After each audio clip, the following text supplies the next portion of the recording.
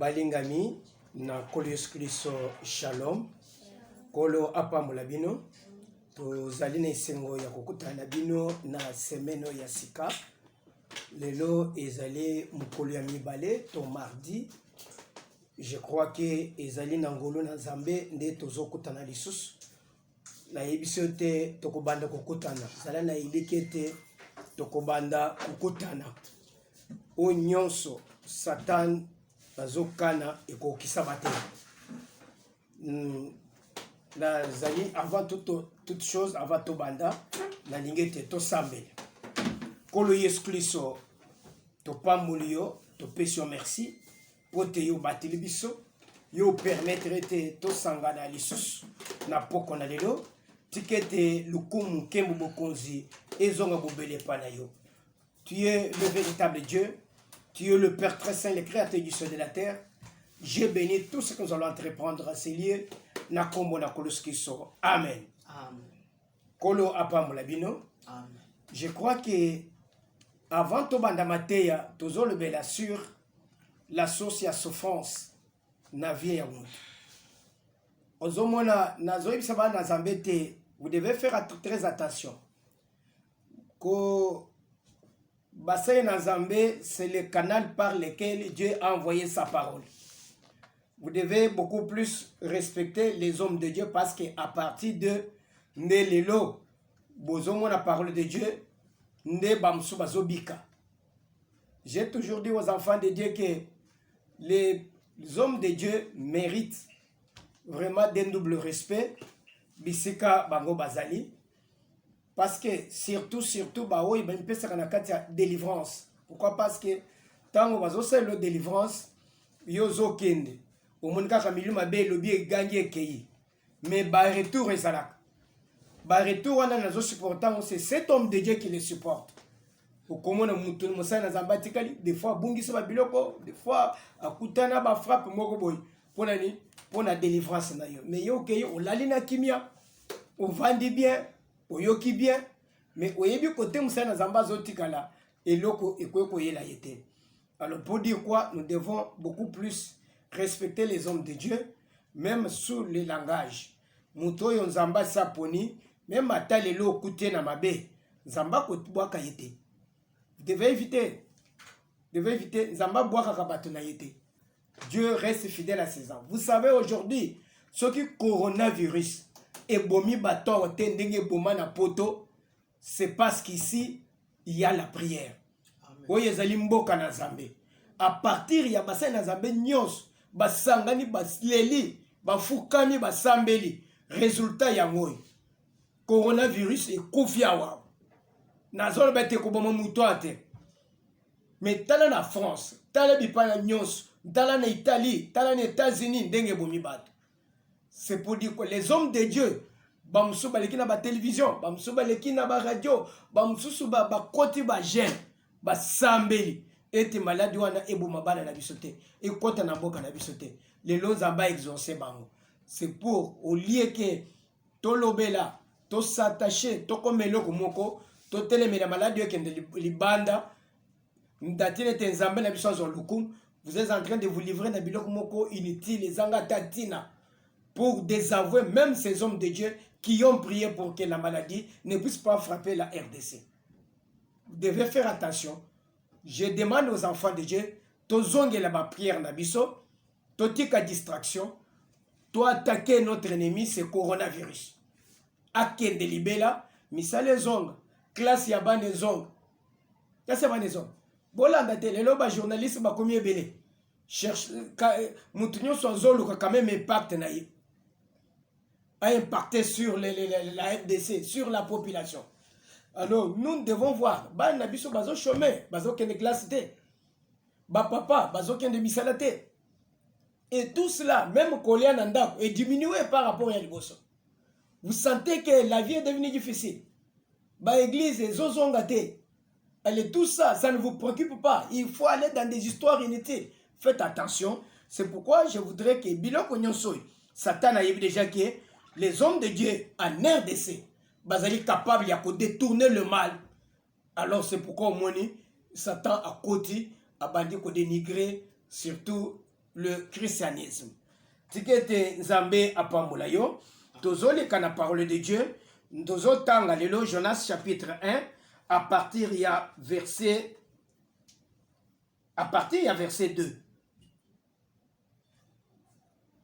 Donc vous allez moi bref, pour qu'on a vu ce timing. Jonas chapitre 1,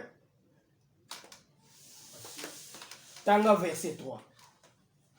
Le livre de Jonas, chapitre 1, à partir du 3e verset, nous avons de Jésus-Christ. Amen. Et Jonas s'éleva pour s'enfuir à Tarsis, loin de la face de l'Éternel. Yona atelemi pote akima musika na Nzambe akende na Tarsis. Il descendit à Japo et il trouva un navire qui allait à Tarsis. Tango akiti na Japo akomi na maywana akuti navire bwato oyezo kende na Tarsis. Il paya les prix du transport et s'embarqua pour aller avec les passagers. Afuti mbongo ya na bwato akoti pote akende na Tarsis. Loin de la face de l'Éternel. Azokima musika na Nzambe. Mais l'Éternel fit souffler sur la mer un vent impétueux et il s'éleva sur la mer une grande tempête. Bakimaka Nzambe te. Soko kimi Nzambe ako rattraper yoka. Nzambe akotika. Siarona zoki sabana na Nzambe ke ndengo zaboye kangama na Nzambe. Tikala mwana na Nzambe. Tikala musai na Nzambe. Même à ta difficulté il ondenge ni kotika Nzambe te. Si tu es pour quelque chose avec Dieu, Nzamba kozala na yo. Oza musai na Nzambe. Tikala koyebe déjà que lokolo oza musai na Nzambe, olinga te. Un jour okosai la Nzambe musala. Même à ta ukimi ndenge ni. Même à ta o mati okei wapi. Tikala koyebe que Dieu t'amènera à servir Dieu. Oyebi na tokuta na ndeko moko azoloba ke papa Martin kolungo na lungwe est na ye awa nazaki na musala Nzambe atindelaki ngai. Mais tango na yawa nasali musala wana te.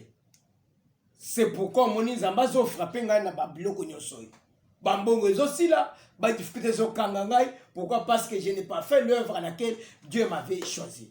Vous savez, na yebisaka bana na Nzambe te botika biso sala musala na Nzambe parce que nous sommes appelés à faire l'œuvre de Dieu.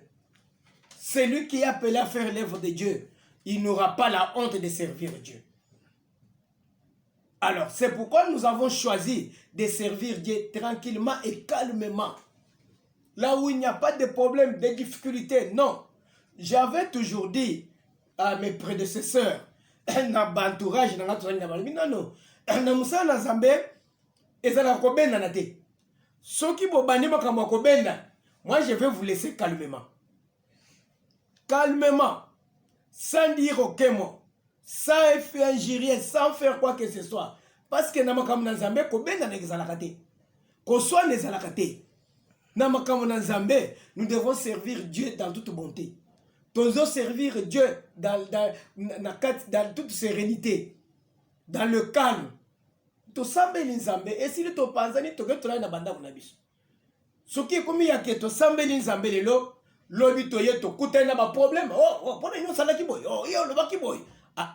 Makamna Nzambe za la bongo te. Moi je vais vous laisser facilement et calmement. Je vais aller aussi prier Dieu. Je préfère prier Dieu avec 2 ou 3 personnes mais dans la paix. Alors Jonas Zamba bengiye pour akende na Ninive. Akende ko sala musala na Nzambe. Jonas aboyi. Atelete musala oyo kukite. Bande ko musala oyo to salaka, si tout dépendait de notre force, nous ne pouvons pas le faire. Mais ça dépend de celui qui nous a appelés. Ceux qui Nzamba bengio na musala na ye, na zolo bake, tu peux dire que je n'ai rien à dire. Mais une fois aussi Bible oyo, au terme de bossa ba na Nzambe, le Dieu qui t'a appelé va te dire ce que tu dois dire. Il va mettre sur ta langue. Alors, il y a que les hommes de Dieu sont sacrés. Malgré qu'ils peuvent avoir leurs sentiments, ils peuvent brancher d'une manière soit d'une autre, mais ils demeurent sacrés. Ça, je vous l'ai dit. Ils demeurent sacrés. Si tu trouves que assez abayé, tika ye calmement. qui ne peut pas ça dans ma camonayo. Mais un homme de Dieu reste un homme de Dieu. C'est Ndekoyo Akimi. Alibina kokendete. Bible les le bête accueilli à comme na rivière na ibale. Tanga comme na ibale azo futa mbongo pour akota na boîte. Akende na Tarsis. Or bakolo boîte baza ba commerçant. Baza na ba sac na bango ya ba farine de froment, baza na ba biloko ebele, bazo kende koteka. Et tant bakoti ba futi mbongo. Lokolo mutu sa futaka mbongo. Il ne savait pas que mutu moko akokota kati na biso oyo akoya ko créer trouble na kati ya boîte. Ba kité. C'est comme les gens qui tombent aujourd'hui. Oyo bazo sala, bazo koye na avion. Si tout le monde savait, tango azo kende na guichet, pour ba beta caché le cola passeport, ba pese boarding pass, à kota, à kende ti na kati avion. Que s'il savait qu'avion zo kende kokoye, ba to balinga kokota te. Au moins ni ba vandi, bazo tuna bandeko, balobi, bandeko, bo serrer ceinture. Veuillez serrer vos ceintures de sécurité. À bientôt, l'avion va décoller. Le capitaine tel est en train de parler. Il vous dit ceci. Ce vol aura autant de kilomètres. On doit faire autant de kilomètres. Il va voler autant de kilomètres par heure. Toujours le mois à telle heure. À telle heure, à 30 minutes, 40 minutes, nous allons arriver là où nous allons partir. Alors, voilà, si vous avez à demander soit un conseil, nous avons quand même brochure moko ezali en face de vous. Tale brochure wana ne okotanga biloko nyonso par rapport à information par rapport à compagnie na biso. On vous donne tout ça, les gens savent bien que tozo kende kokoma. Tozo kende koma. Oyo ba le capitaine tel close the door please. A kangi porte avion. Pendant que bazo kangwana, bazani likete bakokoma. Vous savez, tant bandeko yo basomba ki biloko, bakoteki na boîte, bazaki na likete bakokoma na biloko na bango, bakoteka. Surtout que bayibisaki bango ke kuna eza na crise. Ya biloko yo. Ndengo sombi boy, okoteka ngo fois 5. Asi ayibisi mwasi na landako. Ndenge nazo ya mbalo tozo soma lupango. Mbalo ndenge nazo ya tozo soma mituka. Mais ayeba kiteke qu'est-ce qui les attend? Et l'autre ne sont pas dans nzela. Ndena ibisaka batu déjà que le silence est la bien la vie à mutu. Sois calme et silencieux. Parce que aujourd'hui, on peut être à 7 heures. Maintenant, tu as commis 12 heures. Tu ne sais pas ce qui peut t'arriver à 12 heures. On y va au melon à 17 heures. Aujourd'hui, les gens avaient beaucoup d'argent. Ils étaient à 7 heures. Mais arrivé à 14 heures, mbongo esila batikel maboko pamba mupepe beta bandeko Bible ezolobete tango Jonas akoti na kati ya boîte. Bible ezolobete l'Éternel souffla batanga papa. Mais l'Éternel fit souffler sur la mer un vent impétueux et il s'éleva sur la mer une grande tempête. Yahweh Nzambe abeti mupepe likolo ya mai. Nana memisi mupepe likolo ya mai. Mai na ya bato fanda calme sans problème. Mais une fois que Jonas a koti na kati ya boîte. Akoti na kati ya boîte. Yahweh Nzambe ningisi boîte. Abeti mupepe. Parce koti na kati ya boîte. Bande kwana batale non. Na moment où boîte est plein. Na marchandise, qu'est-ce qu'on va faire? Bah, moi, subitement, on peut payer. Parce que vous savez, na ba mai, pe na ba mer, et ça la période où ils ont dessiné pour na corame. Bah, de telle heure à telle heure. C'est là où a commencé la météorologie. Météorologie, bandawana. Alors, bah, il y a déjà que de telle heure à telle heure, nous pépézons de l'est à l'ouest. Soit de l'ouest à l'est. Comme ça, biso batu tozo kende, nous devons aller dans le sens normal ya mopé. Parce que si nous allons dans le sens contraire, à ce moment-là, tokochola na boîte. Ils connaissaient le temps. Et tant oyo bango basaki na mai, ezaki ta ya mopépété. Ezaki ta ya calme na likolo mai. Alors ils avaient l'espoir que nous pouvons partir. Ils étaient dans le navire, basé na boîte. Nele yo pe bozana ndako na bino bofandi. Nenga bovanda ka boy na ndako. Bozana espoir que tongo ekotana. Tokolala bien, tokotani sa tongo. Lobi na kokende kosomba vivre frère na ngai na koya koteka. Tu as de l'espoir. Mais tu ne sais pas ce qui peut intervenir au courant de la nuit. C'est pourquoi balobakete selon la volonté de Dieu. Tokokuta na kolandisa mukano na Nzambe. Alors, quelqu'un dans sa maison bien assuré, bien rassuré, était aibike tongo kotan. Na ibite tokokoma na suka ya sans. Tokokoma na suka ya mbula. Mais baye kozwa ba surprise. Eye ko kanga bango na katikati na nzela. Tikete ba surprise désagréable nyonso. Oye koti na ndako na yo. Oye zo komelo na vie na yo. Zamba longola yango. Amen. Ce n'est pas la volonté de Dieu. Nous les enfants de Dieu, nous ne pouvons pas vivre le contraire de ce que nous avons demandé à Dieu. Au Seigneur Nzambe te Nzambe batela ngai. Na komisa lobi. Tokoma na butu okufi.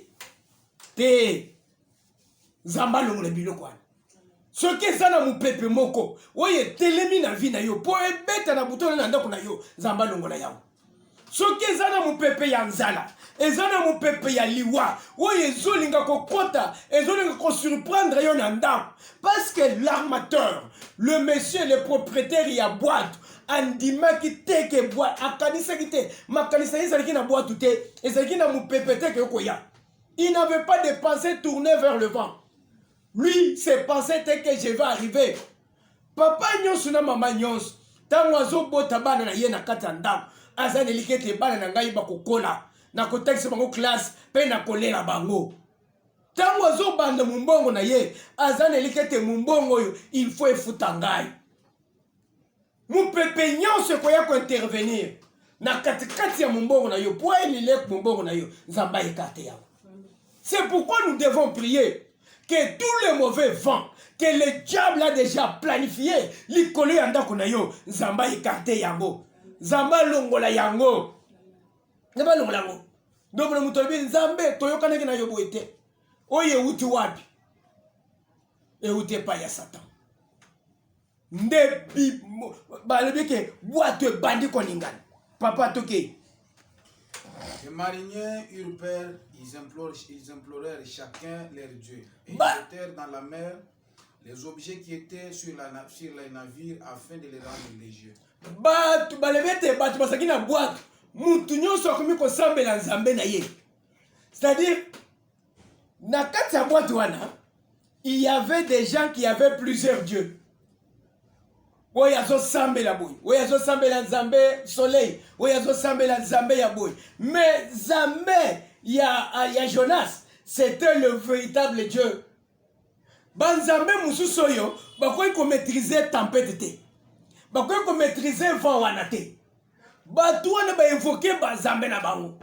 C'est par là qu'on a compris que en dehors de ce Dieu que nous prions, le Dieu créateur du ciel et de la terre, il n'y a point d'autre Dieu qui peut atténuer la situation dans ta vie. Oui, il y a conseil que makamuna et simba ezali bobeli Yesu Christ. Parce que bandeko yo babeli ki banzambe na bango. Malgré banzambe na bango, mbonge sila kite. Boatu seka koningana. Ezo ningana. Directement yoka ndenge mukumbi boatu ninga sali. Toke. Jonas descendit au fond du navire, se coucha et s'endormit profondément. Jonas a comprendre que mupepo ezoya pour tina ngai. Ezeli ya Nzambe. Bandeko, vous savez, mututango azosala lisu, il est conscient que eza lisu munazosala. Tant mutu azosala mabe, il est conscient. Nzamba pesi mutu nyonso conscience. Ya koyeba ke eloko nazosala eza mabe. Jonas a senti ake kobata. Ake kolala asali un bon enfant. Mutu moko weza kana likamute. Vous savez, méfiez-vous aux hypocrites. Batoy bazalaka ba hauteur, il y a malheur, il y a vie à battre. Bango ne ba consolaka bango mingi. Eh moninga, ndako eboye, banda tofande boye. Qu'est-ce qui se passe? Il faut lander la paix batouana. Basalaka les beaux yeux. Ce sont des gens, la plupart, ne bazalaka la base, il y a souffrance, il y a vie na biso. De quoi qu'il y papa? Les pilotes s'approcha de lui et lui dit: Mukombi boato a poussé les pembene épée à lobby. Pourquoi dors-tu? Point nozola. Lève-toi, invoque ton Dieu, peut-être voudra-t-il penser à nous et nous ne périrons pas. La muka, sambela zambela yo, tamso ko kanisela biso, peto ko kufate. Et ils se rendirent l'un à l'autre. Bake moko na moko. Venez et tirons au sort pour savoir qui nous attire ces malheurs. Ah, boya, tolta la kati na biso, pote bake, nani azoko tisa pasio yo, nandako na biso, na kati ya boîte. Amen. Amen. Vous savez ce qui se passe dans la vie des enfants de Dieu, c'est quoi? Il y a des choses que vous devez comprendre. Nani, les lotos tote bake, nani akotisi pasi na ndako na yo. Nani akotisi pasi na vie na yo. Na vie na yo. Tu marchais bien, tu allais bien, tu évoluais bien, mais subitement makamuso s'arrêtait. Pas esili. Ezana mutu. Boato yetambolaka ekomaka. Ememaka biloko ya bato, biloko ya bato ekomaka. Ya lelezo komate pourquoi? Ndako na biso, famille na biso, tobundaka to resisaka. Mais mikoloyo makambo ekomi makasi. Il n'y a rien qui marche. Bandekoi babandi ko perdre biloko. Babandi ko bwaka biloko na mai. Pona ini po bakufate. Malgré bazo bwaka biloko, même pepe zo silate. David to luka to yeba, nani akotisi pasi kati na biso. Nani akotisi mabe kati na biso. Il y a des gens qui peuvent entrer le malheur dans ta maison, dans ta vie. Je n'avais pas de problème. Depuis que comment na mutoy, au moins que vino est changé. Depuis que mutoy a côté na ndako na ngai, au moins que makambo changé. Tozana ndeko moko afandi bien. Un directeur na CEDEC na tangwan. Azo sala musala bazo fute mbongo. Esili abali mwasi. Tango na bali mwasi. Mwasi alibi na koke nenga moko te na memileki na nga mwasi. A memileki ya mwasi, leki ya mwasi ye na ndako. Akomi na ndako. Mubali akomi na musala bisika azo sala. A présenté au dessin te ezamabe. A présenté au ezamabe. Pas balongolé na musala. Ba PC de compte final. Alibibo na ke Angola. Na ke ko sa ko na sombi ba fain de format. Na ke noteka na Angola. Akei ache ba fain de format na kati ya wenzi. Ateka boy. Jari kangi. Akei zamba. Jari ya bakomolo bo ndire ko soki kolera. E kangi banda tongo. Tinde kwa na tikali journée mobimba wana. Alinga tele maboy. Yango nezoya. Aye komona ke lokola na Angola se izada zamba, isaki na zamba nde bazoteka. De kwa zwi libanga moko ache boy, azwi libanga moko ache boy, afande libanga. Po dia rezo silate. Atikali wana jusqu'à 18h. Or 16h wenze panzanaka. Wenze panzani. Ba sheke ba koti ba yibi biloko na yi. Akende boye akute loko ezate. Okutuna nani. Azongawa na likayebu na kwanga, likayebu moko na kwanga. Mutoke ndeki na ba milliers d'argent. Mais tango bazoleka na prophétie. Bazolo bake tala bien na ndako na yo. ntango ozalaki yo moko ozalaki bien eza na mutu babe akoti na ndako balandelelani leki ya mwasi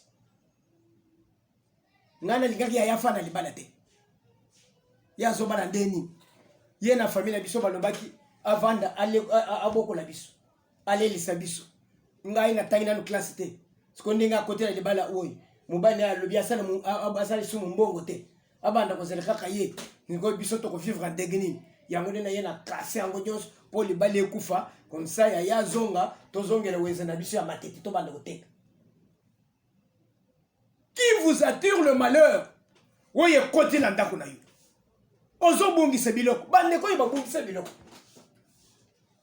babungisi basaki ya farine babungisi bamakayao babungisi babilamba.